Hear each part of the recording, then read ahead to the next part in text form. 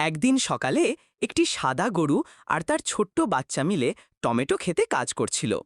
গরুমা আর বাচ্চা মিলে খুব যত্ন করে পাকা টমেটোগুলো তুলছিল।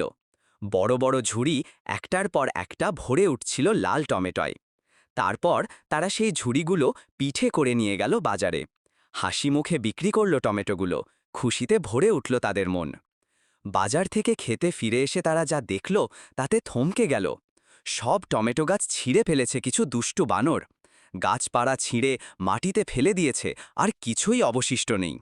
দূরে দেখা যাচ্ছিল এক বানর এখনও একটা গাছ ধরে দোল খাচ্ছে। তাদের সব কষ্ট যেন মাটি হয়ে গেছে। সাদা গরু আর তার ছোট্ট বাচ্চা বসে পড়ল টমেটো ক্ষেতের মাঝে।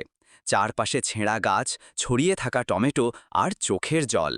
তারা কাঁদছিল হারিয়ে যাওয়া স্বপ্ন আর পরিশ্রমের জন্য।